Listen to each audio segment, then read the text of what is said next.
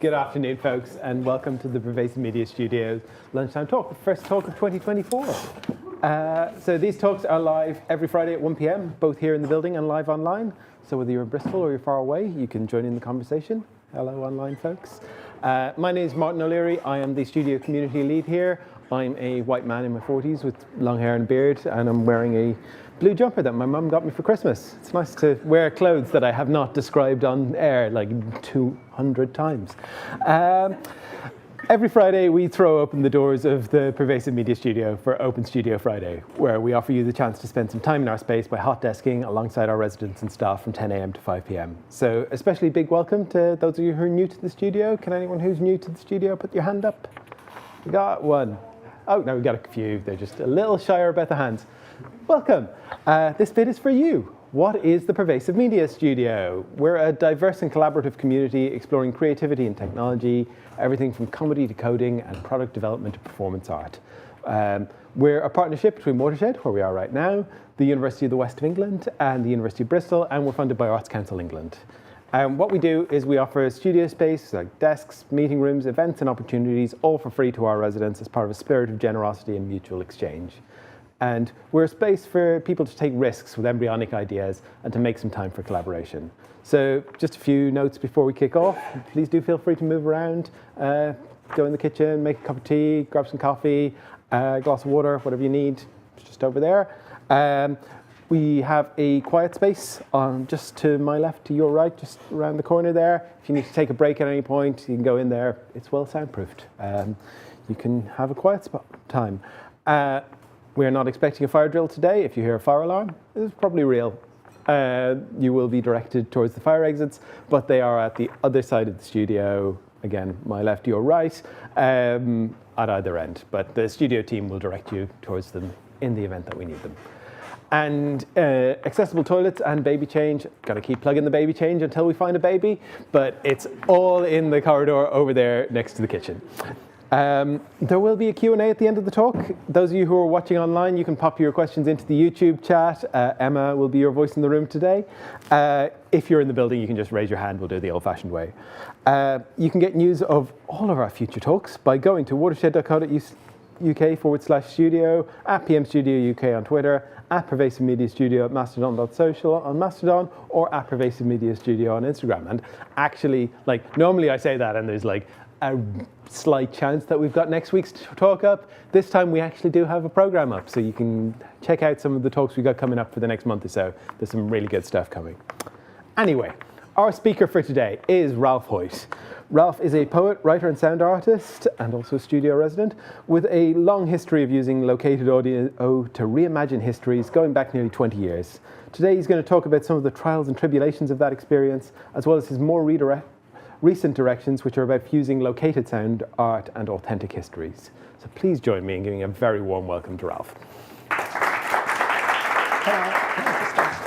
Is the question and answer part of the hour or after the hour? Part of the hour. It's part of the hour, so I should leave space. Please do. Sorry. Hi, yes, I'm Ralph. So it's already 2024, and I have no idea how 2024 got here. So I'm probably as confused as the rest of you. Thank you for all turning out. Obviously, there's nothing more interesting going on in Bristol this earlier in the year. I'd like to, I'm not giving a presentation.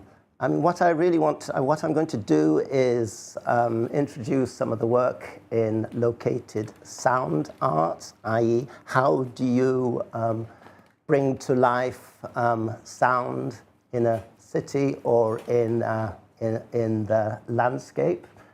I'm going to talk about some of my current projects, and then I'm going to talk about future directions. I'm here today with Phil Phelps, if you'd like to take a bow.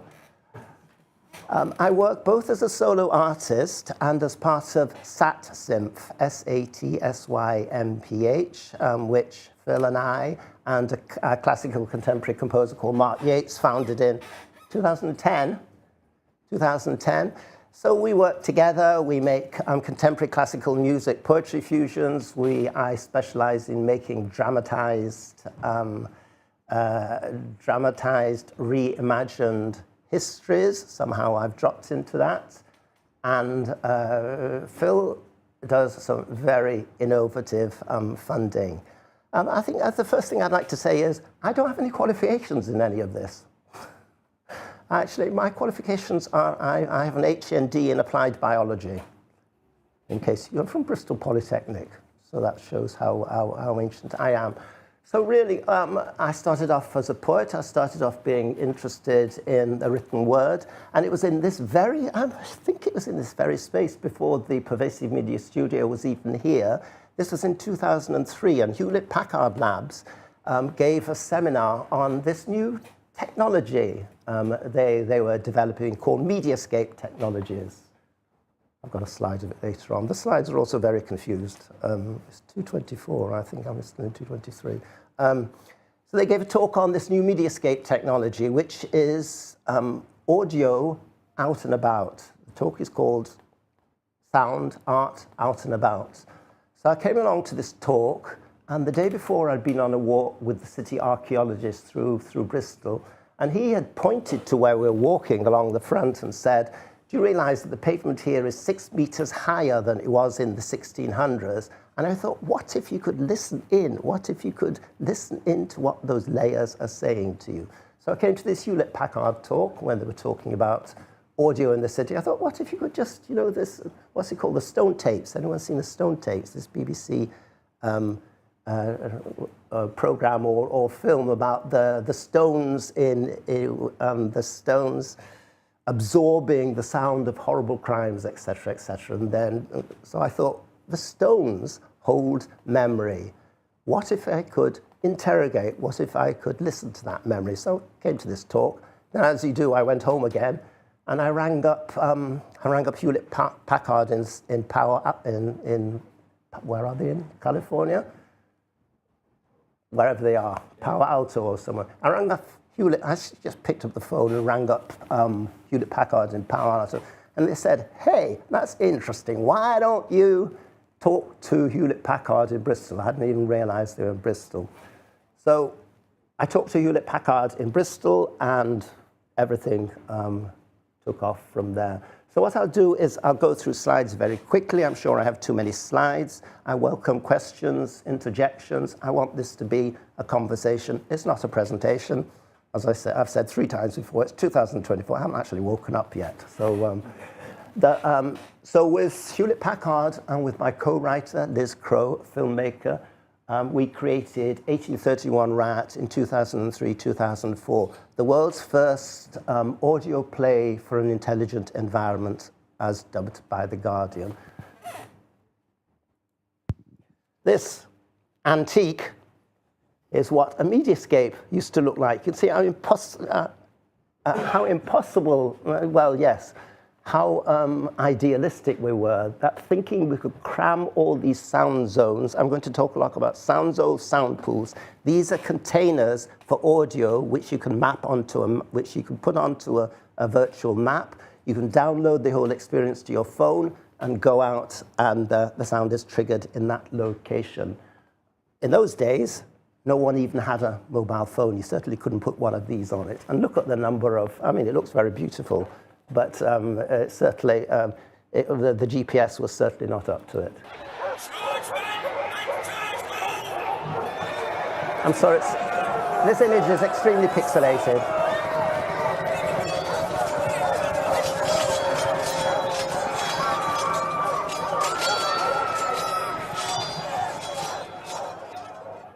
So the 1831 Reform riots, which nearly burnt down Queen Square just over there, nearly burnt half the city down, numerous buildings destroyed, all protests about the 1831 Reform riot bill going through Parliament. So dramatization, historical reimagination and dramatization. I don't like, well, it's not that I don't like, they have their function. I don't like apps which are simply guide apps. You stand here, this happened here. I'm a writer, a poet, I try and dramatize them. No. Sir, this way, sir. Where are we going? Sir, you can scramble onto the leads from down here and get away over the roof. Well, that's a fine one, isn't it? Mayor breaks his ground, scrambling over a roof to get away from angry mob. I could just... Ow! Confound it, what was that? A hunch Your Honour, we hang our meat out here. What, in the men's water closet? Okay, so again, the process is I work very closely with the UWE Regional History Centre in all these projects, particularly with Steve Poole here. He doesn't always wear stuff like that just because he's a historian. And that seems to be the days when I had a bit more hair. So, where was I? I've completely lost the thread. Where was I? Oh, it was in the middle of a riot, yes, okay. So typically the process is I write the scripts, then I engage voice actors to voice the scripts. We record it with Phil as an audio engineer, and we then create the modules with which we build the soundscape. So a further project was romancing the gibbet with the University of the West of England. I thought I heard the old man say, "Leave her, Johnny, leave her. It's a long, hard pull to the next payday, and it's time for us to leave her. Leave her, Johnny, leave her. Oh, leave her, Johnny." So again, working with, I seem to have become, well, certainly very interested, if not an expert, in sound, different kinds of sound. The spoken voice, the singing voice, incorporating these elements into located arts. This long project, this 5-year-long project with the University of the West of England, romancing the gibbet. A gibbet was a practice whereby people who were hanged for heinous crimes in the 18th and early 19th century were sometimes gibbeted as well. Their bodies, their dead bodies, were covered in tar, and they were put in an iron cage and hung on a 30-foot high pole. Why work? So why does an academic institution want to work with an artist and a writer? I trust you can all read quickly.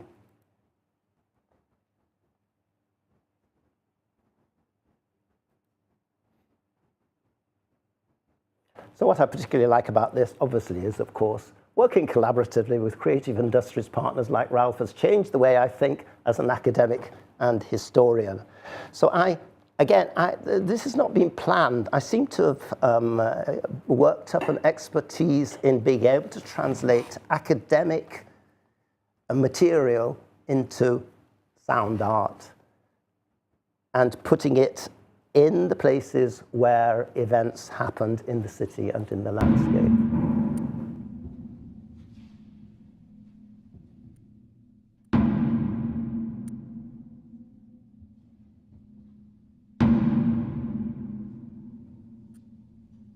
John Walford is indicted for that he, not having the fear of God before his eyes, but being moved and seduced by the instigation of the devil, on the 4th day of July, in the 30th year of his present majesty George III's reign, with force and arms at the parish of Nether Stowey, in the county of Somerset, in... Okay, this was a project which took place in which sound was laid over Bristol, the Quantocks, and further up country as well. In 2010, myself and Phil and Mark Yates founded SatSynth. So I work nowadays both as a solo artist and in some combination as SatSynth, usually with Phil. We have done a lot of work with various groups throughout the Southwest with school children. That's me, that's Mark, and that's Phil, that's the Grey Mare, and this is Beaminster School. And we went on to do a 5-year-long project, Land of Bone and Stone, with the SDLRP, South Dorset Landscape Regional Partnership. Yep. That's all about it. Thank you. In which we co-created content with a range of schools, a technical college, artists, and natural historians along the South Dorset Ridgeway, which contains, I think, more barrows and Neolithic remains than anywhere else in the country. So it's all about the land of bone and stone. Typically, we'd work in this way. We worked with projection. You know, people, not only do we make soundscapes, we like to work with other people to show them how to make soundscapes and to induct them into the possibilities. There's Mark pointing out a huge soundscape along the South Dorset Ridgeway. Then we all like to be at the seaside. We created a soundscape called Temple of Hermes in Hamworthy Park in Poole, which was funded by the then Poole Borough Council. Nice to be by the seaside. Well, you meet some interesting people. And this is our younger selves. Phil might recognize the picture. Yeah, super windy. Yeah. Okay, so Satsynth project, the Temple of Hermes, everything Hermes, trickster god, a trickster god figure, messenger of the gods, layered over Hamworthy Park. This is what a later iteration of the soundscape looked like. You can see that the software we use, developed by Phil, called Satsynth QR, is capable. It has a huge range of capabilities, far too many for me. If Phil got run over by a bus tomorrow, I'd be completely dead. So these are all different kinds of sound zones which are triggered.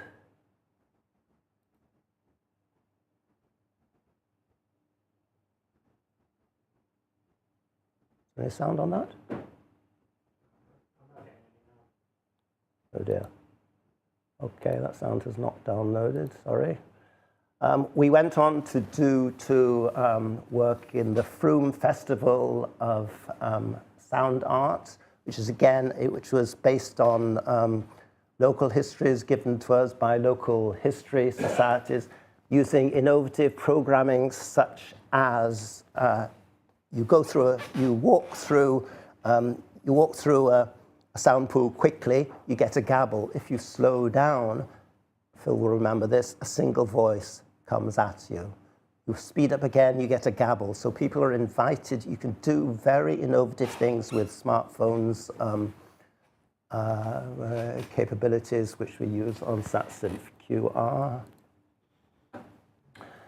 And I started thinking, well, you know, okay, if the Rhine can have Rhine maidens, then why can't the Frome have Frome maidens? So we did a project called Frome Maidens. I wrote a series of poems based around the floating harbour, and we created, and then wrote scripts, and we created Marriage license showing her birthplace is Mississippi, newly discovered British family. Baby One More Time album reveals I'm not a girl. Talk sex, turns out she really wasn't that innocent. Oops. She sold 1.3 million. Oops. I did it again. Fact says lightning storms force her to end Mexico show pop princess. Can't wait to take a break. Speaking of love, Crimea River, trust our president in every decision. Judge dissolves, joke, wedding blows out, knee undergoes surgery. Forget Cabela, baby is her religion. So what interests me, and I hope this is coming across, is what sound, what voices, how can you use poetry, how can you use, in fact, I don't even talk about poetry nowadays. I talk about poem scripts. So what sound, what poem scripts, how do you combine these to give satisfactory, to give an interesting experience in an external space?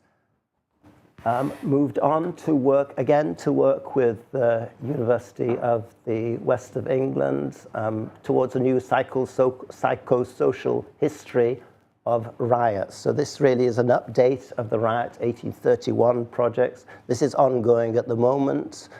Phil and I are working with the University of the West of England to place soundscapes in Blandford Forum, Yeovil, Sherborne Castle, Bristol.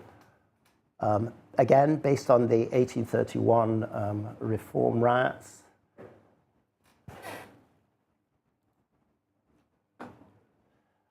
In which, for example, completely burnt down Bristol, Bristol, not the Bristol Cathedral, the Bishop's Palace, which used to be right next to Bristol Cathedral. Say unto you that the consequence of this reform shall be the downfall of Protestantism, the elevation of the Roman Catholic faith, the dismemberment of the empire, or the dreadful option of civil war.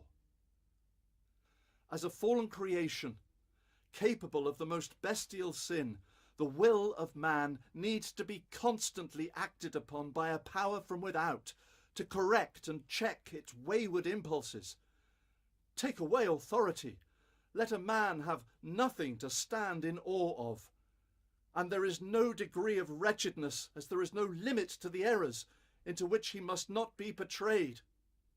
The reformers' only God is self-interest, and they would willingly sacrifice on that altar the peace, the property, the lives, nay, the very souls of their fellow subjects. To find fault with the constitution of society, by which some are rich and some are poor, is, verily, to find fault with the order of nature. I say unto you that... So I'm always negotiating, really, somehow between an authentic historical voice and concepts, ideas of how do you make this into sound art. This seems to have been my trajectory. To continue the current, as I said, we're working currently again with UWI. This is the soundscapes, potential soundscapes set around Bristol Cathedral. That's Bristol Jail, which was sacked and burnt down in the same 1831 reform riots. That's my bicycle there, by the way. Rather nice, isn't it? So setting sound pools in and around Bristol Jail. These are the actors we worked with on the Bristol riots. I don't know how many of you have worked with actors, but working with good actors is an absolutely amazing experience. You can just feed them something. You can say, I prefer working with actors and say, well, I'm trying to achieve this, I'm trying to achieve that. They go away into a huddle, they come back, and they say, okay, this is how we're going to do it.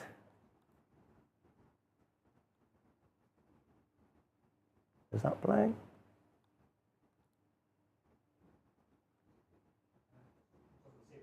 Hit the play button, hover, and then the play button on the left. I can't even see the play button. On the left.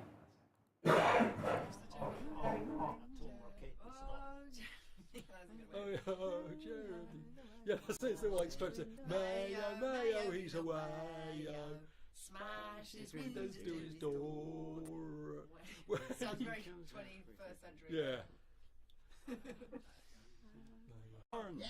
Yeah, one gone, we'll be gone. Do you right.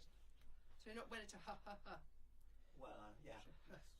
So we'll just do, should we forget the ha ha ha and do a repeat? Mayo King reform, burn his papers on his lawn. When he comes out, we'll be long gone. When he comes out, we'll be long gone. Mayo, Mayo, he's not... Okay. A confusing clip, but what I want, that's the way you work with actors. I just wanted to give some of the atmosphere of working with actors. So it's a two-way process. I wrote the song. They decided how to sing it. Again, different ways of using sound, of placing sound in an environment. This is a map of, looks like Yeovil. Is this Yeovil, Phil? We get a bit confused between Yeovil, Blandford Forum and Sherborne. They all look pretty much, sorry anyone from here. They look fairly the same.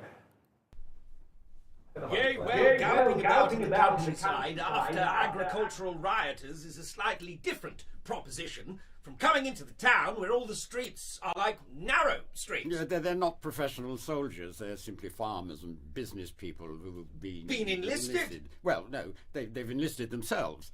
They get a uniform. No, they're not permanent at all. They're all ye olde. Okay. So trying to bring to life dramatized scenes in one of the three. Death's head upon a mop stick! Your death's head upon a mop stick! Death's head upon a mop stick! Death's head upon a mop stick! Death's head upon a mop stick! Mutton chunter! Mutton chunter! Mutton chunter! Mutton chunter! Mutton chunter! Mutton shunter! Mutton shunter! Mutton shunter! Mutton shunter! Mutton chunter! Mutton shunter! Gundy guts! Oi! Gundy guts! Gundy guts! Death's head upon a mop stick! West Country insults, in case anyone wanted a copy of them. The talk is titled Trials and Tribulations. One of the trials and tribulations of working with located audio is obviously you're sitting in your studio, bedroom, whatever, creating a soundscape using Google Maps. On the top picture shows you what Google Maps shows you what the place is. You go to Yeovil and what do you find? Yeah. So the important thing we have learned is if you're creating sound art in an external environment, it's an iterative process and you have to go to the place and test it. Because there's always they've decided to dig up the road or it's disappeared into the sea or whatever. So moving on to, so those are the sort of projects I've been doing, which have been apart from the Temple of Hermes and Through Maidens, have been a lot about dramatized history. Current projects include the Quantock's Poetry Trail, creating a series of poetry walks across Quantocks. These walks are all very much co-created with up to 17 artists, writers, and poets who have an interest in or live in the Quantock Hills of Somerset. How many of people know the Quantock Hills? The birthplace of Romantic poetry, Wordsworth, Coleridge, the Wordsworths and Coleridge at the end of the 19th century. Absolutely incredible range of hills, if you've ever been there, very mysterious. These are some of the poets and the dog I was working with. In fact, the dog wrote a poem. Cocoa and the Beacon by Anne Lovejoy. Wow, dark time before sunup. Unusual. Where are we going? Oh, bliss! My favourite place! Oh, the scents! Rabbit, rabbit, small thing, rabbit. Sheep, sheep, little sheep, sheep, pony, pony, sheep, fox. Oh, let me smell this some more. Sheep, sheep, not pony, big creature, sheep, sheep, little sheep, bird, bird, bird, hare. Oh my, oh my, oh my, oh, new scent. Let me smell this one longer. Okay, so the idea is to embed the poetry inspired by the Quantock Hills into the actual Quantock landscape. It's a project of the Quantock Landscape Partnership Scheme. Trials and Tribulations, again, I'm finding them quite difficult to work with. I don't know how many people here have had the experience of the project says they want innovation. Do they actually want innovation? No. After 3 months, they say, Ralph, where's the product? And I'm sort of thinking, product? You wanted innovation? Innovation has the word nova, It has the word new in it. If you're creating something new, you can't tie it to a timetable. You don't know what the result is going to be. It's going to be experimental. It's going to be risky. They wanted co-creation. Co-creation means you work with other people to produce the work. You don't know what they're going to produce. They don't know what they're going to produce. We all don't know how long it's going to take. Ralph, where's the product?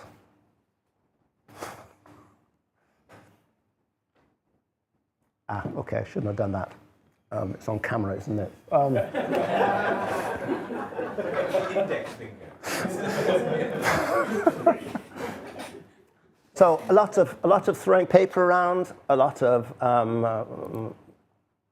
maps, a lot of printing out maps, a lot of drawing trails across the Quantocks, a lot of saying my poem goes there, no, it doesn't sound good there, where should we put it? We'll put it somewhere else. Lots of experimentation with SSQR. The platform, SSQR can do things like, for example, you're facing this direction, you hear one thing, you turn 45 degrees, you hear another thing, you turn 90 degrees, you hear another, you turn, what's 90 plus 45, you hear another, and then you turn again, and you hear the original again. What is interesting is that your body is the means of producing what you're hearing. It's a very interesting concept, isn't it? Because normally we're on some sort of machine or something, you're on a mixer, you're mixing tracks, but the idea that you embodied, the sound is embodied, you are producing the sound by your orientation in space. We can also do things like hold your phone upwards, hear one voice, hold it downwards, hear another voice. This is very useful for a project we're still going to do sometime to make soundscape out of Dante's Inferno. Phone up, heavenly voices. Phone down, hellish voices. Again, more paperwork, and then into a project which was supposed to be, all my projects are supposed to have been completed by and never are. Colston's Last Journey, a soundscape about Bristol, illuminating hidden histories of Bristol and the transatlantic trafficking of enslaved Africans, called Colston's Last Journey because the soundscape is currently layered over the whole of the Bristol, right past here, from the Colston plinth down to Perrow's Bridge. Afloat on this sea, there is a sea of interactive sound, which I'm going to play some of in a moment, which is the purple zone extending all the way over there. It's called Colston's Last Journey because it follows in the tracks. The Colston statue was dragged, but before somebody says, no, it wasn't, it was on the other bank. Yes, but this is another trial and tribulation of working with located audio. To set historical events, or even recent historical events where they actually happened, is dependent on circumstances. If they decide to build an arcade along the way, or if it's a busy main road, you can't put a soundscape there. What do you do then? You're always juggling historical authenticity and practicality. So this runs down the Rive Gauche instead of down the other side. Afloat on the sea of interactive sound are 7 ghost ships. These are the ghosts of 7 slave ships, which actually sailed from Bristol in the 19th, 18th century, from here to the west coast of Africa, loaded up with enslaved Africans and trafficked us across to the Caribbean. Each slave ship represents a different facet of the trade in enslaved Africans. We made a portable version, so that version is located. This one is a portable version. You can go anywhere in the world, tell your phone where you are, and the ships will circle round you. The sea of sound and the ships will circle round you. These are the actors we worked with, and there should be some video. This is the leaflet of where the sound is. A very, what word should I say? A very distressing, very harrowing commission, actually, because what you're looking at actual, this is the logbook of the Black Prince, which sailed from Bristol in September 1762. These logbooks are actually in the Bristol Archives, which is the Create Centre just over there. This is the provisions taken. So you're handling the actual books which detailed this trip. This is the instructions, ship instructions. That's the actual logbook of the Snow Africa.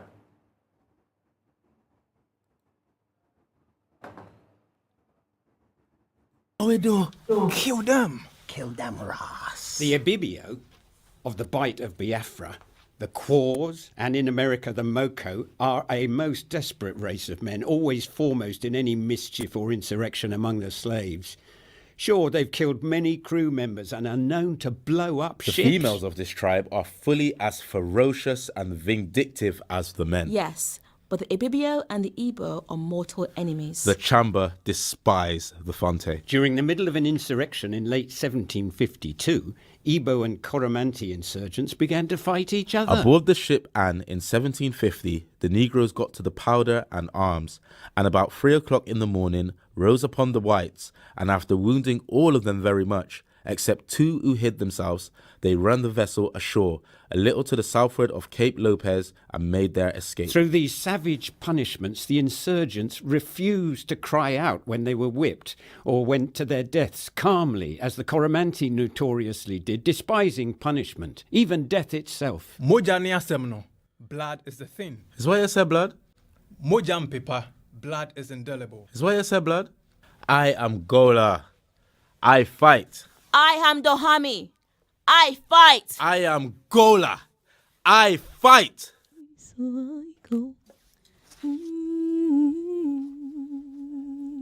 Take positions. Courage. Wait. What? Wait. Hold your position.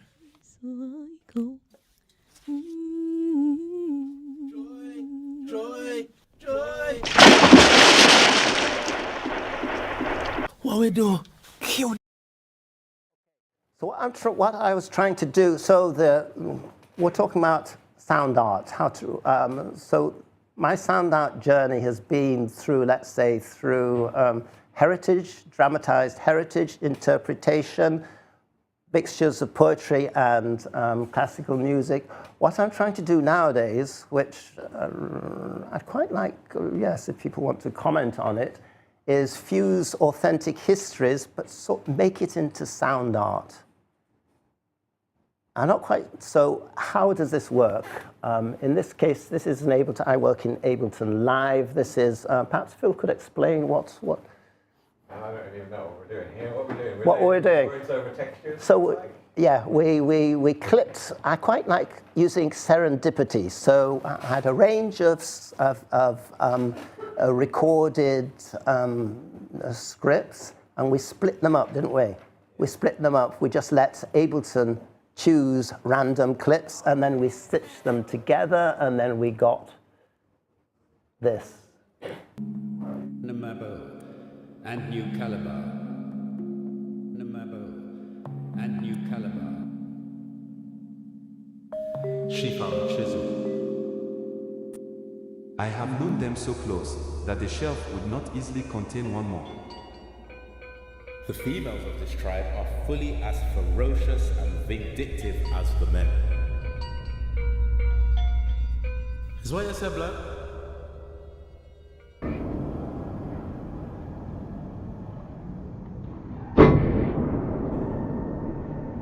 Be sure you get your wood on board and water filled sufficient for the voyage in time. I am Gola. I fight. Kill them. Kill them, Ross.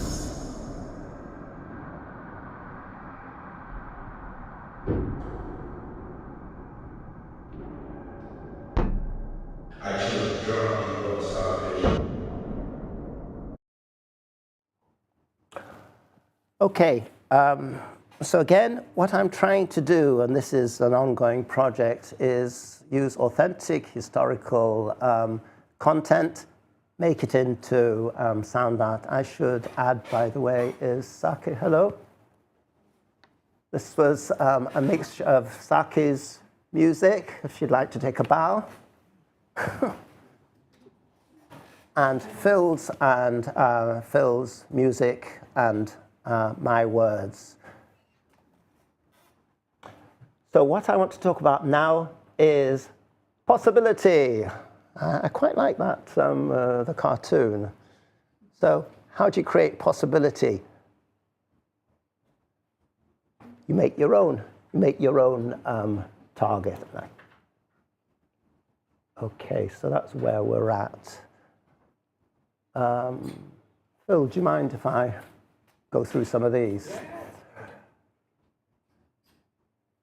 So on the basis of, certainly of Colston's last journey and other projects I'm doing recently, such as working with a group from the University of Bristol to create something called Sound Gardens, which is sound layered over churches owned by the Churches Conservation Trust. Working with Martin Reza here on the Bonds project for the Lyra Poetry Festival in April, to layer poems over Perrow's Bridge and around Bristol city centre on the subject of bonds in all ways.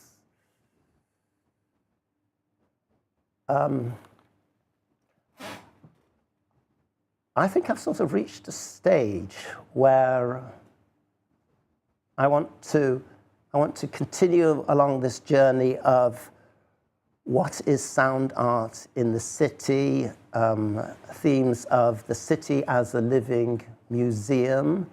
The RIOT project I was talking about earlier will both be an installation in MyWorld in Bristol, which is again just over the water, but bringing the museum out into the city, so there will be a direct link from the installation about the 1831 Reform rats in MyWorld with a soundscape. You go and see a museum exhibition, installation, you step out into the real world, into what happened in the real world, directly outside the door of the MyWorld.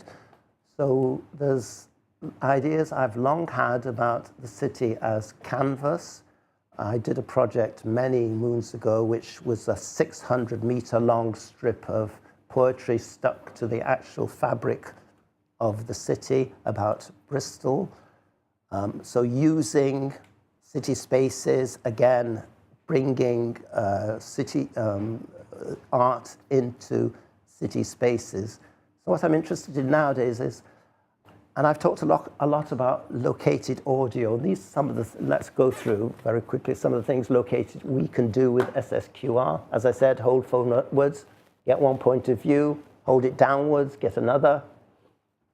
4-way, anything up to 7-way drifts. A 7-way is not very good. A 4-way is not very good either, unless you put one voice here, you put one voice there, you put one voice north, you put one voice south, east you put ambient, west you put music. Fading from voice to music is a much better idea than fading from one voice to another, because you don't get voice confusion. Phil and I call this the chicken run. The observer stays still and the sound moves on a predetermined track around the listener, appearing and receding. We call this the chicken run because we did it for the Froome Festival of Sound, where it was chickens which were doing this. Sound source is directional. It's at its loudest when the listener faces the desired direction and then fades away. You're guiding the user. It's very interesting to use these technologies to guide people through spaces. What about if you had, on a large open field, you created a virtual track through the field. When you're in the track just says in, in. When you step out of it, it says out, out, out. You have to go back into it again to get in. So you are guided along a track by a voice. That can be done with music. It can be done with simple voice tokens.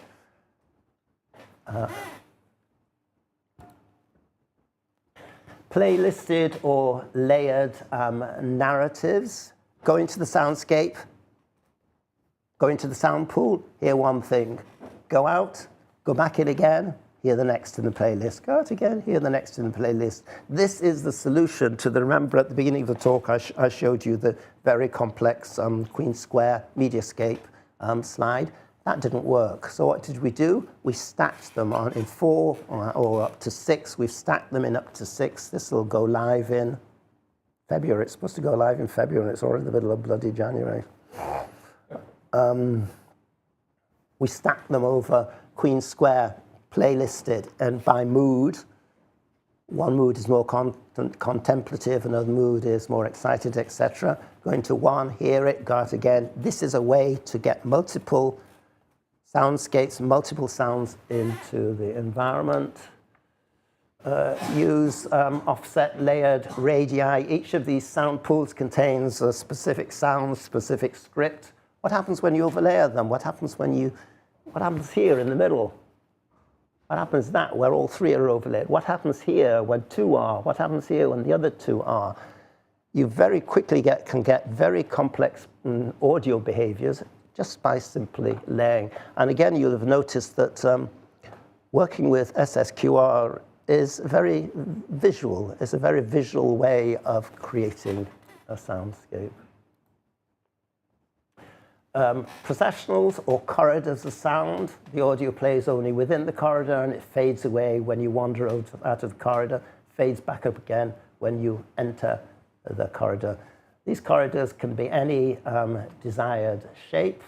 You can listen into somebody's diary entries as he's walking up the line. Beckford is walking up the project I didn't get, another trial and tribulation. You spend loads of time applying for projects and then don't get them. Every artist has this, so you put them on the shelf, and the next time something comes along, you take that one out again. So I have a whole shelf of projects. Very important not to be put off by being rejected. It can have all sorts of reasons. Budgetary reasons, they don't like your face, you don't fit, project doesn't fit, they've already got somebody in mind. Being an artist is always a balance between, am I any bloody good? or is it just that it's the wrong time for this project? My advice is stick it on the shelf, come back to it. I'd like to leave some time for questions and answers. So these are my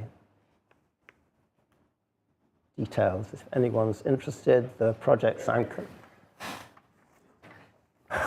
And another thing, the trials and tribulations, projects are not, especially digital projects, are never finished.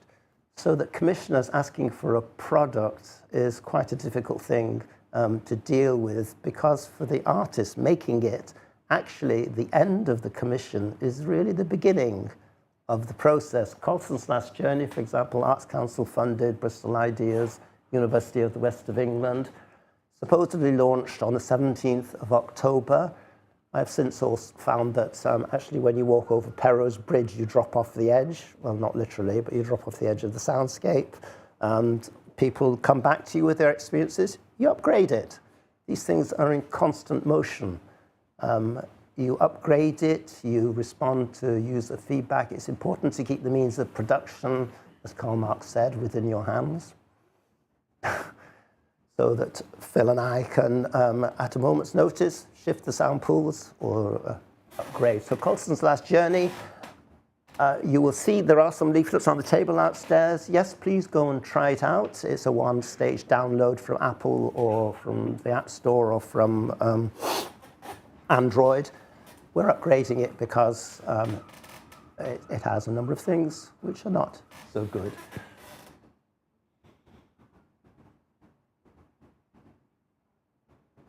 Phil, do you want to say anything? Or?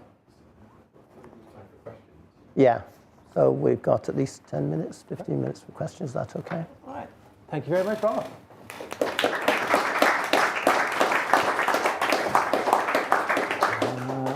I don't have a microphone. Danny has a microphone. Does anyone have a question? No. Well, I will kick one off. I want to ask something, Rolf. So you talked a lot about the trials and tribulations of working with funders and not understanding innovation.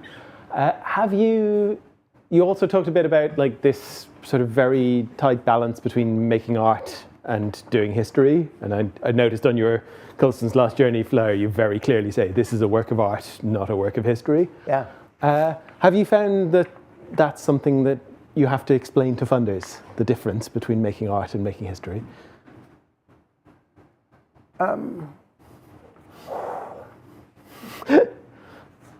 It helps if you can talk to them, yes.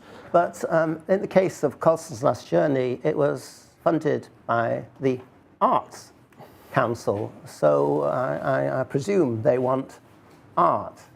So that's okay. It's always a balance between also, as an artist, you need to make a living.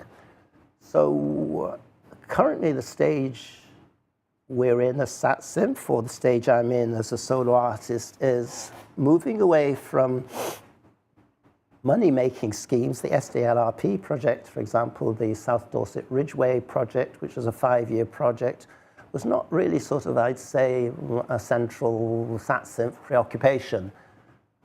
But we needed money.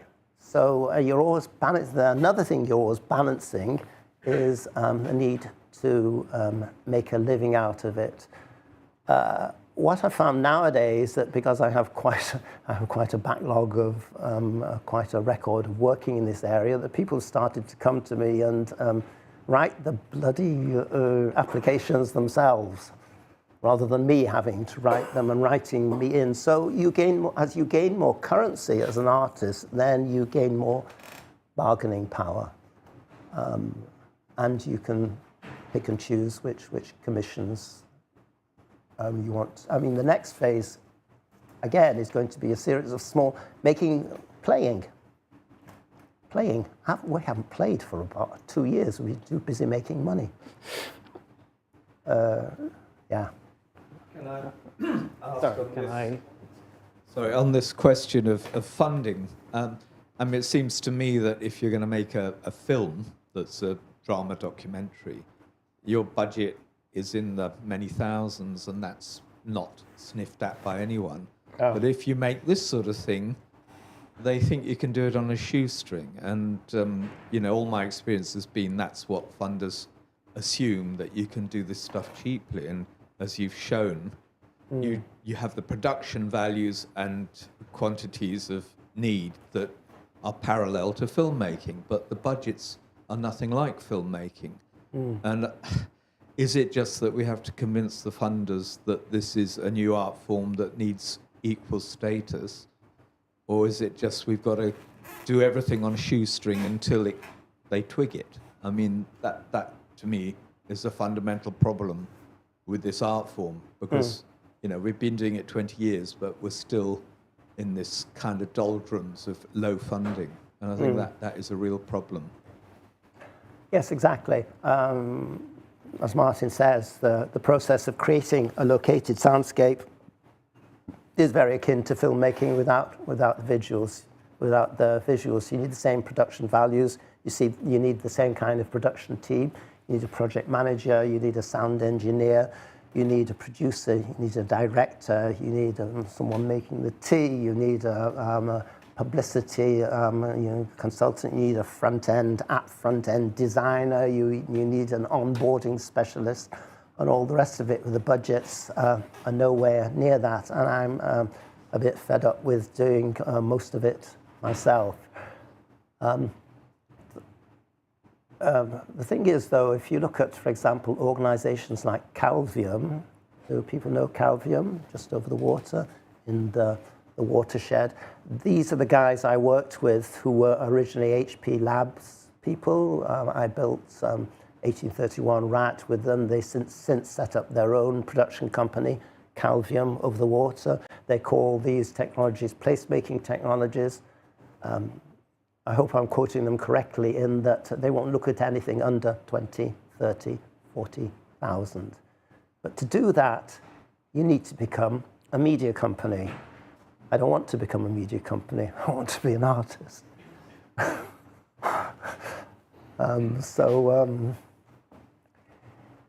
Yes, a realistic budget would be a good thing.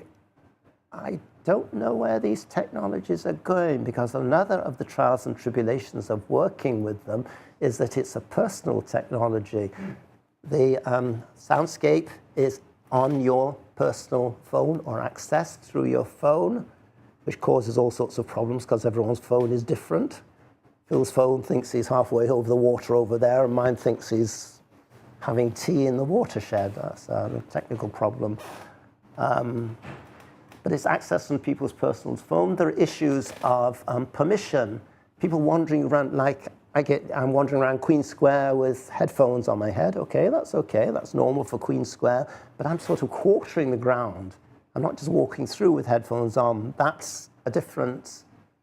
So I'm sort of thinking, what am I doing? I'm trying to create sound art in different environments. Does it have to be located sound art? And I'd like to work with people in the PMS who are interested in realizing sound in the environment, which doesn't have to be located audio. How do we do that? We got a question from online. Thank you very much. So Richard White, who's in the chat, says, great presentation, Ralph, thank you. Thinking about the issue of product, could you say something about the relationship between the ephemerality of apps and the presentation of a time-limited event? Whoa. The ephemerability of apps. Well, we know all about that. As I said, once you create an app, it is not a once and for all. It's a process. Next year, Apple are going to come and say, you know those boxes you got on the app? They're square. We want them round this year, please. Right? So you're always dealing with, and the other issue we're always dealing with is when you say apps, quite a few people still nowadays don't know what an app is. So if you're dealing with the general audience, that's a trial and tribulation. Also, people tend to think apps are playful things to play with, and things you use a couple of times and then discard. This is a problem when you're dealing with, this is a problem we've had recently dealing with Google Play, who've suddenly decided to put the screws on, and everything. They just clear out the stable, and you've got to remake it. Apps are viewed as throwaway, ephemeral, am I pronouncing that correctly? Playthings. How do you make serious art with them? Would it be possible to talk to Google or talk to Apple and have them say, look guys, there's a lot of artists working with this stuff. Could we have a sensible discussion with somebody about nobody comes and says, okay, Jane Austen, yeah, we see you have not updated Pride and Prejudice for 200 years.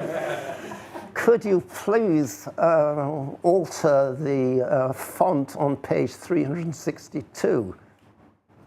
There is a category for that. So, yeah, what was the second part of the question? The second half was, and the presentation of time-limited events.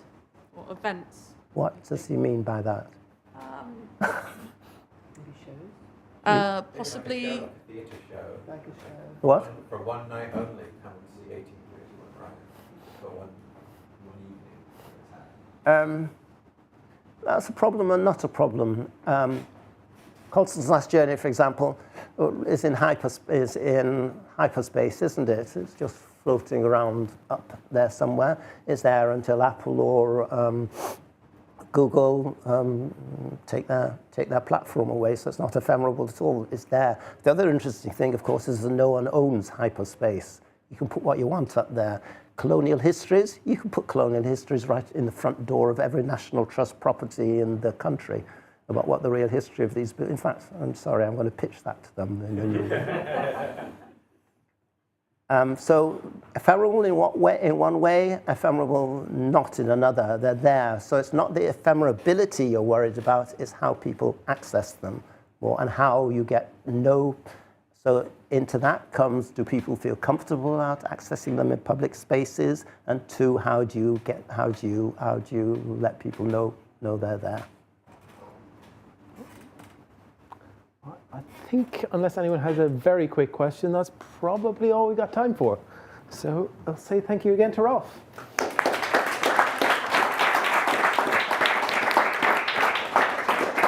Before we all go, if you do want to stick around in Hot Desk today or find out more about what we do, please come find one of the studio team. We'll be happy to help. Studio team, give us a wave. Loughton's over there as well. There's more, it's not just the two of us. If you're watching online, drop us a line on studio@watershed.co.uk with any questions. If you are around next Friday, we've got an event going on over at Strange Brew, which is over there somewhere. Look it up online. One of our resident artists, Craig Scott, has been working on collaboration with AI and music. He's built a guitar that plays itself while he's playing it. It's phenomenal. He's going to be doing a showing over at Strange Brew next Friday evening. It's going to be great. All the details are on the studio website, along with the next month or so's worth of talks. So please do check that out. Thank you all for being here today, and we'll see you all there again next time.